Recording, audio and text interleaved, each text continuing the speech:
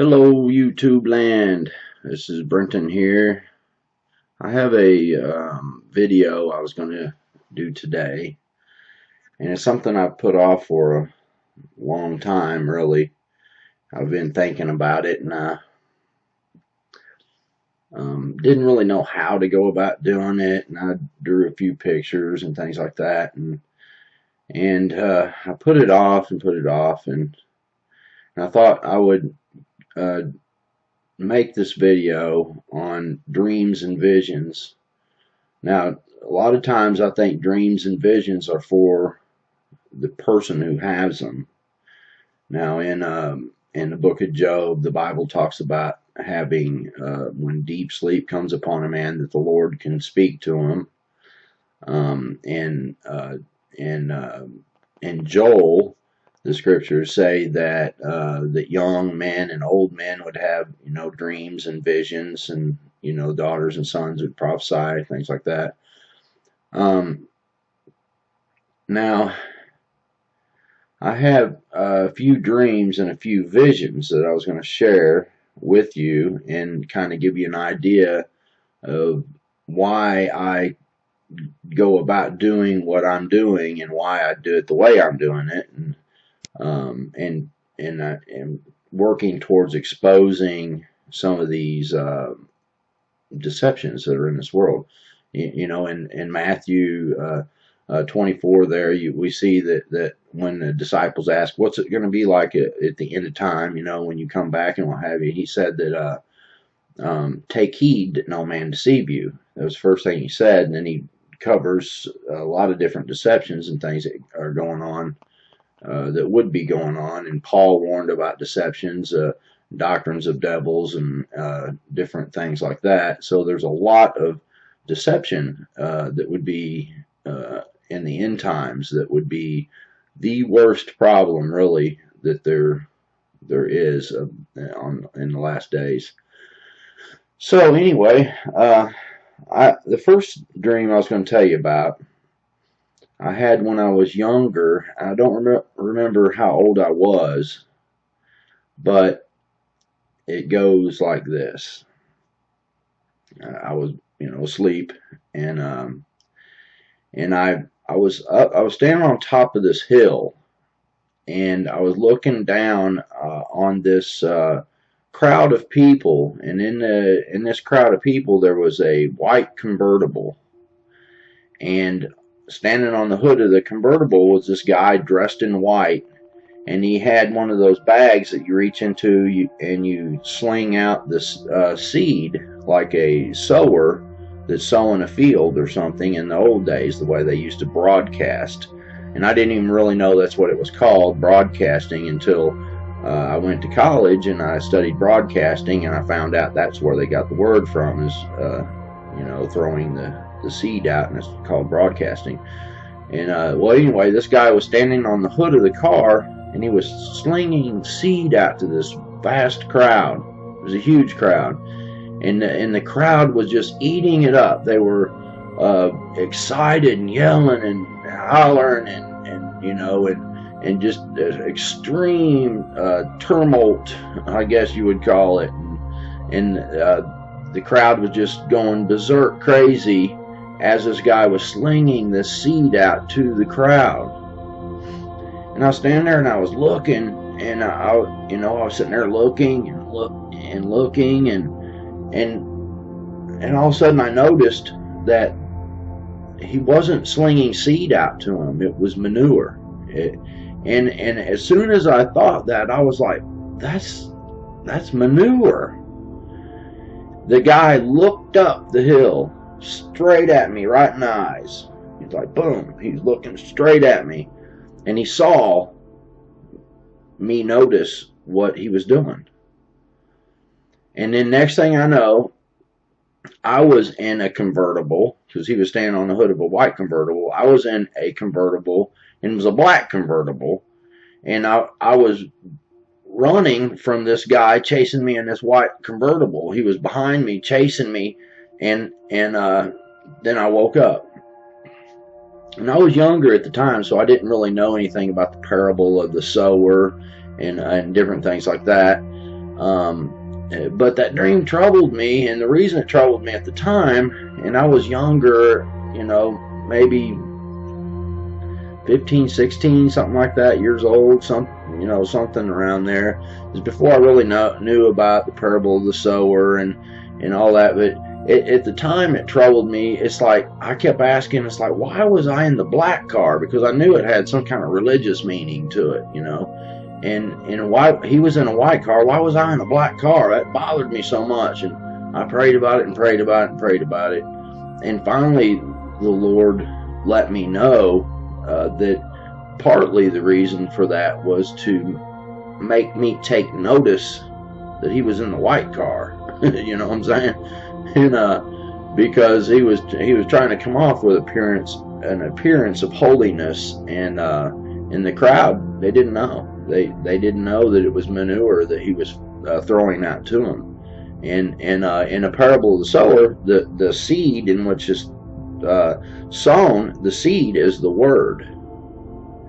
So now that I think back on this, is this guy was sowing something that was not word. It was not the word of God. It was a false word, and it was manure. It was not anything good, and the crowd didn't know it.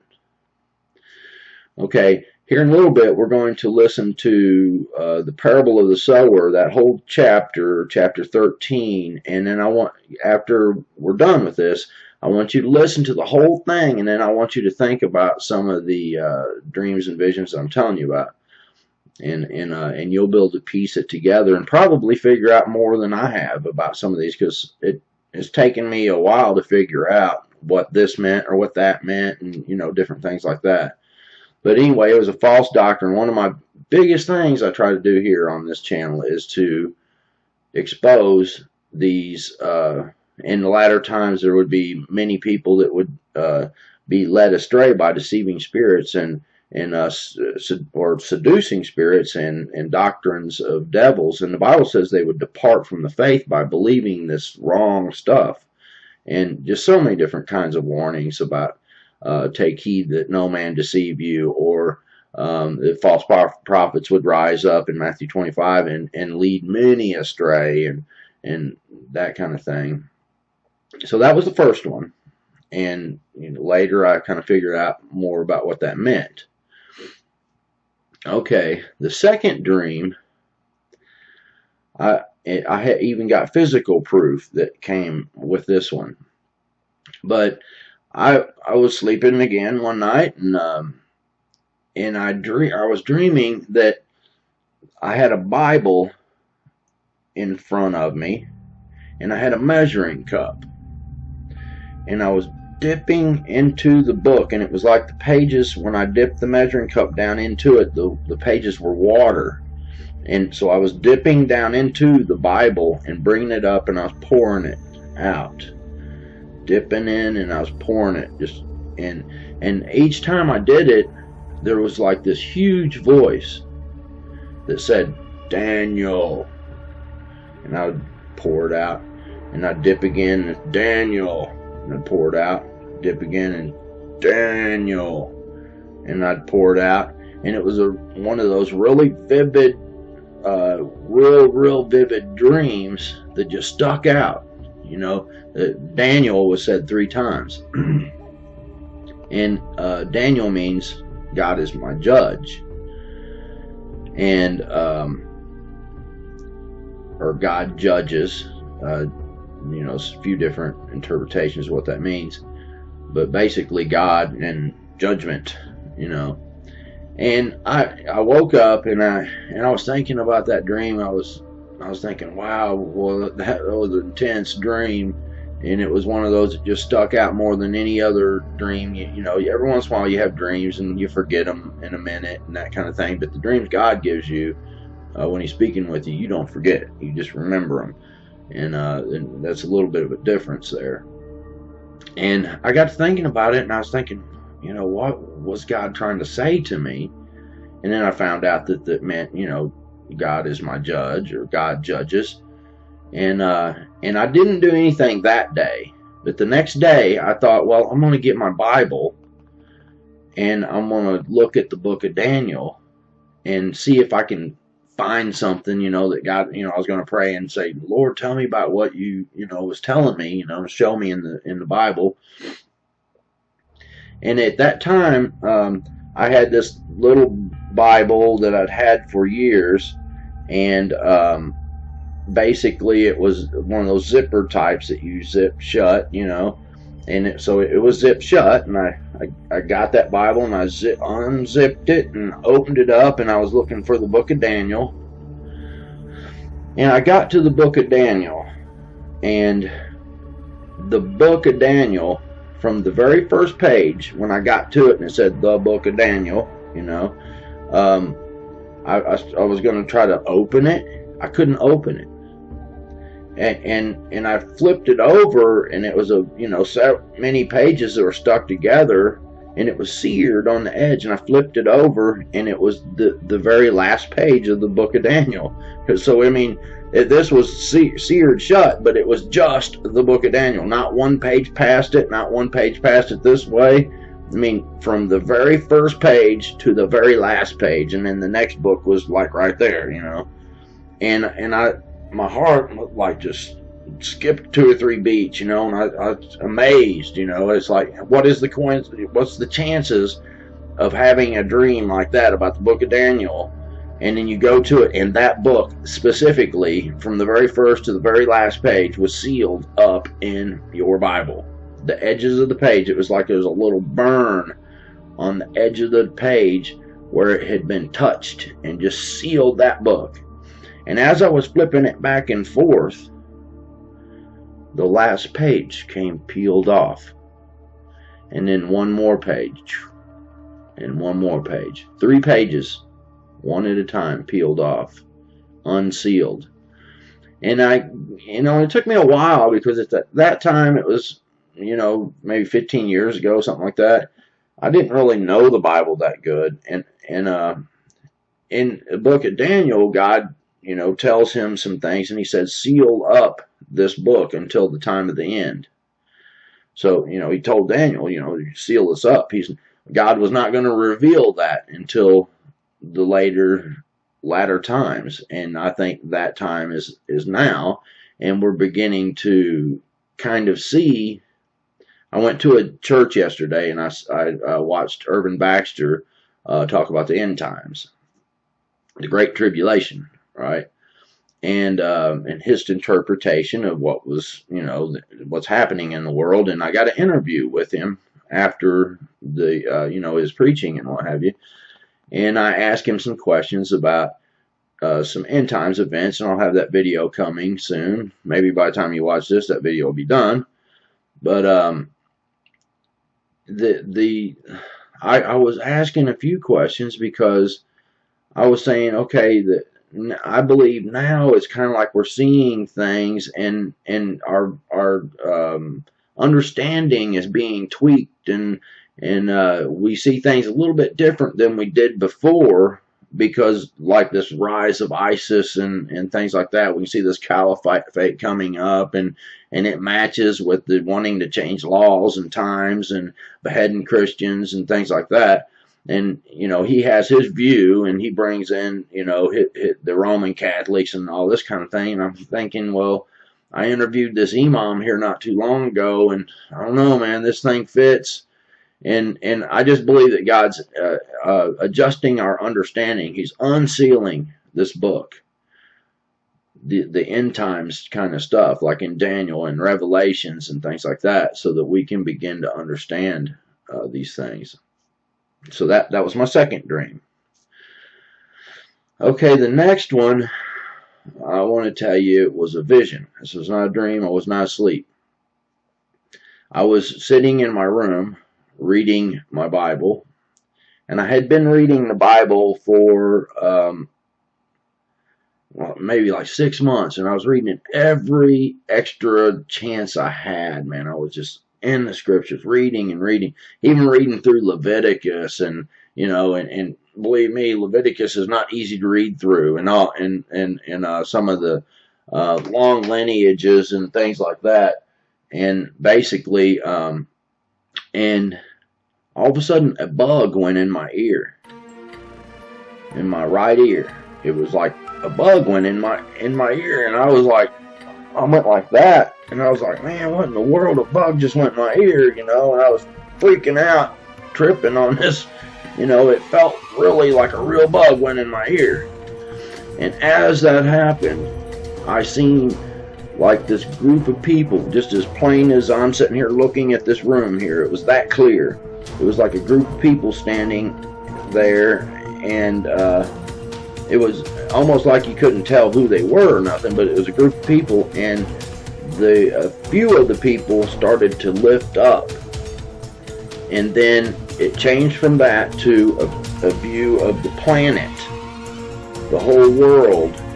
I was looking at the planet from a distance, like out in space, and the whole world, I could hear everyone on the planet reacting to something. A big turmoil, kind of like the whole globe, everybody on the planet was like reacting to something happened. And then I thought, wow, that was strange. And then I wasn't thinking about the bug all of a sudden. And all of a sudden, a bug went in this ear. It was like, boom. And I was like, what? And I was freaking out because, it's hard to pay attention to what's going on when you got something like that happen. The bug went into my left ear, and I covered it with my shoulder, and I was trying to, figure out how I was going to get it out. And then I seen that group of people in the middle of the group. A few of them lifted up. They lifted up maybe 5 feet or something like that, and then it changed to another view of the globe, of the whole planet. And that big ruckus, a reaction, a global reaction. It's like boom, the whole planet. You could hear it. I could hear like everybody on the planet shouting, or something happened. And then I, after I seen that, I was thinking, well, what's the deal with, bugs? There wasn't a bug in my ear, And at first I was like, man, what in the world was that? That I knew it was a vision, because if you're standing here and all of a sudden you're looking at something else and you're not there, and it's clear as like you're looking at the room you're in right now, and all of a sudden it's a different room and you're looking at something, and you're out in space and you're looking at the earth, and it's just as real as you're sitting where you are right now looking at the screen. And I was thinking, what in the world was the deal with these bugs, And I asked someone about it, and I told them about what had happened. And they said, have you never heard the term of, let me put a bug in your ear? It means, let me tell you something. I'm going to tell you something. Listen to what I'm saying here. And it happened twice. Now, I know that when Joseph interpreted the dream for the Pharaoh told him about the cows, that were skinny and what have you, and then the corn that was skinny, 2 different dreams. He had one dream, and then he had another dream, and they seemed like they were different. But Joseph said, no, they weren't different. You had the same dream twice. You had it twice because it has been established in heaven and will shortly come to pass. So anything that happens 2 times like that is that, could be the possibility there that something has been established in heaven and is shortly going to come to pass. Now, this is, when it comes to God's time, that could be years and years down the road. Who knows? But that was another one. And let me think. That was one vision.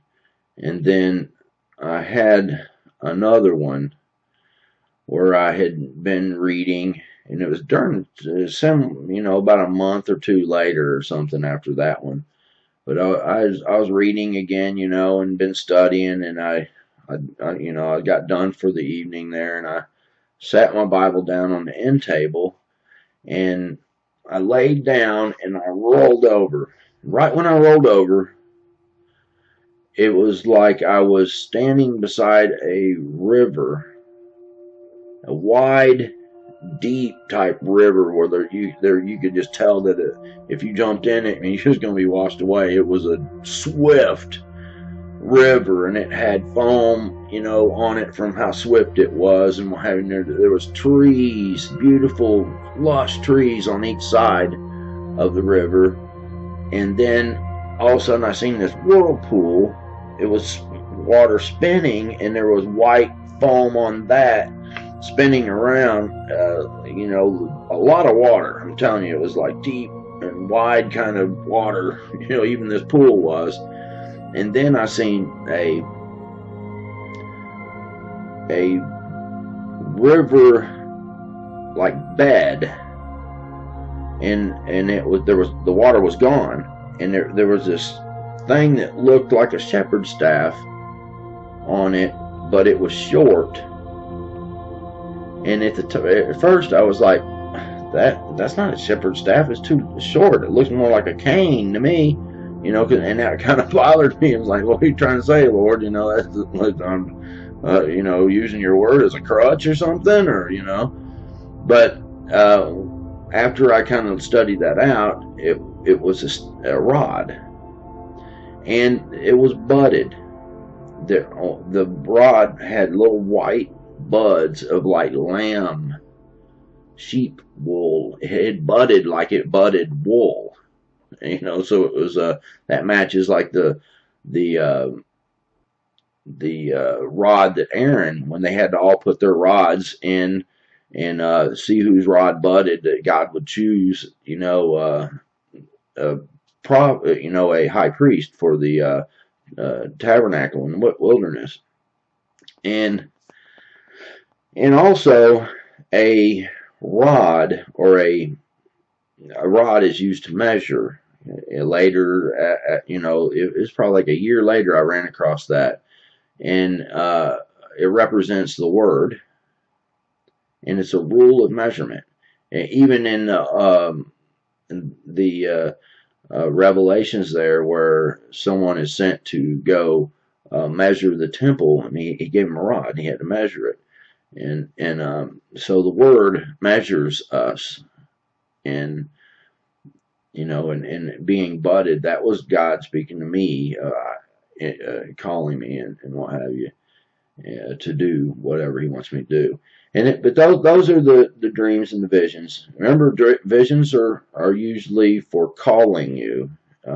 Dreams are for the Lord speaking to you. And most of the time it's for you, and it's not for us to lead other people with. Typically, I'm not saying God couldn't do that, but that's usually the way that it works. So I hope you like that. Now I want for you to think about the first dream that I told you about, the parable of the sower. I'm gonna play that next, and then you can ponder the ideas there, because there's important information in sometimes when God gives you a dream, and well, not sometimes, always. And the seed is the word. And the parable of the sower is so awesome, man. I just want you to listen to it, and please listen to it all the way through. Now, this is partly why I press on to do what I do, and it's like I can't quit. A few times it's like, I'm quitting this. I'm not going to do this. What am I doing? Because I'm just a regular dude. Not perfect, and sometimes I feel like that I'm not good enough to be doing this. I got faults and flaws, and the devil will try to beat you up and say, look, you said something you shouldn't have said, or you did this or that. And then you kind of just, think, well, I'm not good enough to do this, and you want to run from it and things like that. But you know what happened with Jonah? He tried to run, and he ended up in the belly of a whale, and then people threw him off the ship because they said, God's coming to get you here. You can't be running from that. God called him to do something. He had to go do it. So, when I was listening to Baxter yesterday, I listened to his sermon there, and he's doing what God's called him to do. And he may be wrong about a thing here or there, and God's tweaking his understanding, and I do know that his understanding of the rapture, I believe he changed his view of that, and and I appreciate when someone feels that God's revealed something to them, that they go with that and do what they're called to do, and give the truth that they're called to give. And at the end of that, he was talking about rescuing Jews and things like that, and talking about huge numbers, $100 million to do this, rescue 1,000 Jews, and he was giving his pitch for trying to get funding for his ministry, and it made me ponder. It's like, man, that's the part that I don't like the most, because it feels awkward and feels kind of beggy, that kind of thing. But I'm telling you that God has ordained certain things for me over time to prepare me to do what I do, such as going to school. I didn't know that I was going to be interested in serving the Lord or nothing. And I went and studied broadcasting, and it so happened that it was a top 3 school in the country, university in the country for broadcasting. And now it's like God's brought my talents that he gave me at certain times throughout my life, and he's given me this art talent. I won an art contest when I was in 3rd grade, and I always loved art, and I kind of use art for some of my stuff now, and kind of got a cool little channel that some people like, and I bring out the word some here and there, and try to do what I feel is I'm being led to do. And so I need support sometimes to help me do this, to maybe upgrade. I got me a green screen, a professional green screen someone gave me the other day, and I want to get a studio set up and try to take this to the next level, and just use the talents that God gave me. And I was thinking about the parable of the talents the other day, and I know that talents is money in the Bible, and God, the Lord gave, 5 to one guy, 4 and 3, 2, that he gave different amounts, and he went away and he came back, and everybody had doubled it except for one guy. He had buried it, and he said, "You were a hard master, and I was afraid you was going to come back and and be hard on me. So here's your one talent back that you gave me." And the Lord was not happy with that, because he didn't use what God had given. And certainly you can make mistakes as you go, and maybe not do things perfectly, but burying your talent is not good. And I'm doing something, I mean, even going and interviewing an imam, that was not a comfortable thing, but I didn't even know why I was going to go do that. But the Lord helped me make the Armageddon thing, and then I interviewed Baxter yesterday, and I've got some other things that God is revealing about out of the book of Daniel and Revelations that I'm going to be bringing forth here soon. So please consider going to Mysteries to Search Facebook page. You can go to my channel and click the Facebook button. If you have on the phone, you go to About, and then you can just poke the Mysteries to Search Facebook thing. You can go there and you can donate to help me, and I'm sure the Lord will bless you for it. Just somebody that's willing, man, to surrender to the call and going forth doing the best they know how to do. That's all anyone can do, and that's even what you should do. Do the best you can do, and helping someone do that is doing something. So anyway, God bless you, and please listen to the rest of this as I now will play you the parable of the sower. And there's more than one parable there, but I want you to pay attention to some of the things that the Lord says that are just really, really awesome to take and put in your heart. And that's what it's about. It's about sowing on good ground, and sometimes when it's not good ground, but he explains it and breaks it down. So please listen to the whole thing. Don't cut off of it. It's God's word. Love his truth, because he said that a strong delusion would come upon people in the latter times if they don't love the truth. And I know that you love the truth, or you wouldn't watch this far. So just let that word that you're about to hear is Jesus' word. So let it soak in your heart. And God bless you. And I'll see you on the next video. Matthew 13. The same day went Jesus out of the house, and sat by the seaside. And great multitudes were gathered together unto him, so that he went into a ship, and sat. And the whole multitude stood on the shore. And he spake many things unto them in parables, saying, Behold, a sower went forth to sow.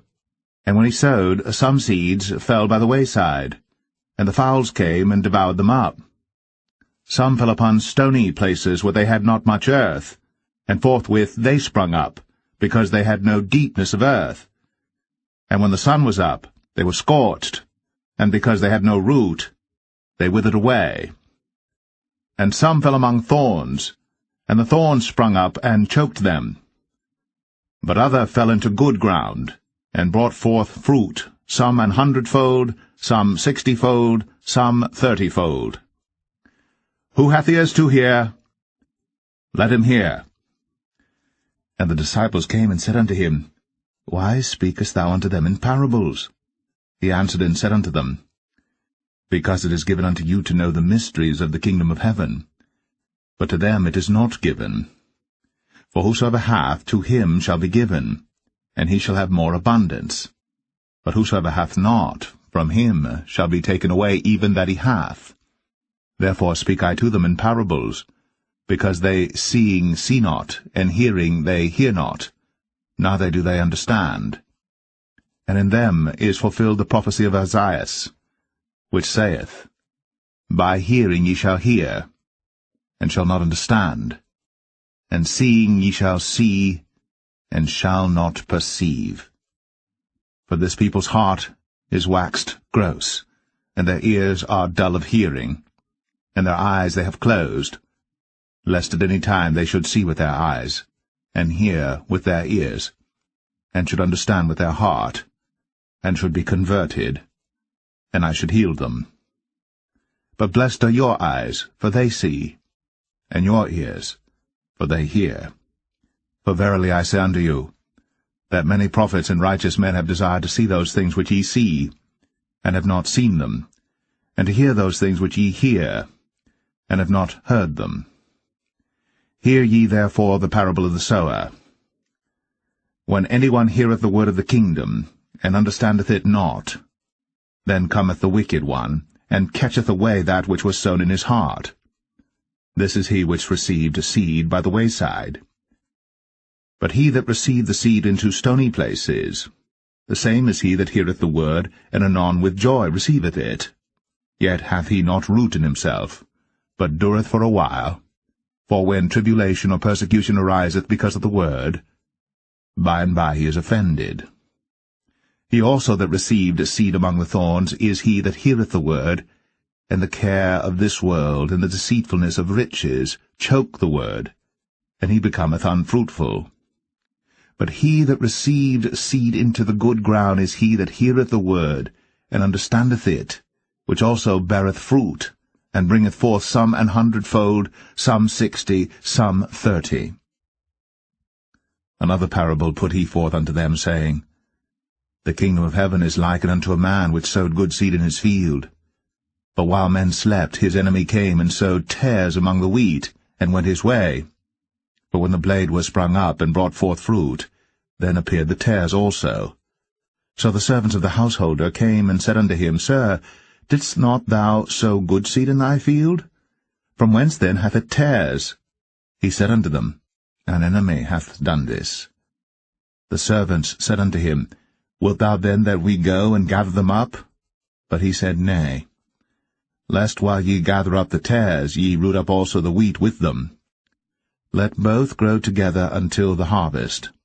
And in the time of harvest I will say to the reapers, Gather ye together first the tares, and bind them in bundles to burn them, but gather the wheat into my barn. Another parable put he forth unto them, saying, The kingdom of heaven is like to a grain of mustard seed, which a man took, and sowed in his field, which indeed is the least of all seeds, but when it is grown, it is the greatest among herbs, and becometh a tree, so that the birds of the air come and lodge in the branches thereof. Another parable spake he unto them. The kingdom of heaven is like unto leaven, which a woman took, and hid in 3 measures of meal, till the whole was leavened. All these things spake Jesus unto the multitude in parables. And without a parable spake he not unto them, that it might be fulfilled which was spoken by the prophet, saying, I will open my mouth in parables. I will utter things which have been kept secret from the foundation of the world. Then Jesus sent the multitude away, and went into the house. And his disciples came unto him, saying, Declare unto us the parable of the tares of the field. He answered and said unto them, He that soweth the good seed is the Son of Man. The field is the world. The good seed are the children of the kingdom, but the tares are the children of the wicked one. The enemy that sowed them is the devil. The harvest is the end of the world, and the reapers are the angels. As therefore the tares are gathered and burned in the fire, so shall it be in the end of this world. The Son of Man shall send forth his angels, and they shall gather out of his kingdom all things that offend, and them which do iniquity, and shall cast them into a furnace of fire. There shall be wailing and gnashing of teeth. Then shall the righteous shine forth as the sun in the kingdom of their Father. Who hath ears to hear, let him hear. Again, the kingdom of heaven is like unto treasure hid in a field, the which when a man hath found, he hideth, and for joy thereof goeth, and selleth all that he hath, and buyeth that field. Again, the kingdom of heaven is like unto a merchantman seeking goodly pearls, who, when he had found one pearl of great price, went and sold all that he had, and bought it. Again, the kingdom of heaven is like unto a net, that was cast into the sea, and gathered of every kind, which, when it was full, they drew to shore, and sat down, and gathered the good into vessels, but cast the bad away. So shall it be at the end of the world. The angel shall come forth, and sever the wicked from among the just, and shall cast them into the furnace of fire. There shall be wailing and gnashing of teeth. Jesus saith unto them, Have ye understood all these things? They say unto him, Yea, Lord. Then said he unto them, Therefore every scribe which is instructed unto the kingdom of heaven is like unto a man that is an householder, which bringeth forth out of his treasure things new and old. And it came to pass that when Jesus had finished these parables, he departed thence. And when he was come into his own country, he taught them in their synagogue, insomuch that they were astonished, and said, Whence hath this man this wisdom, and these mighty works? Is not this the carpenter's son? Is not his mother called Mary, and his brethren James, and Joseph, and Simon, and Judas? And his sisters, are they not all with us? Whence then hath this man all these things? And they were offended in him. But Jesus said unto them, A prophet is not without honour, save in his own country, and in his own house. And he did not many mighty works there, because of their unbelief.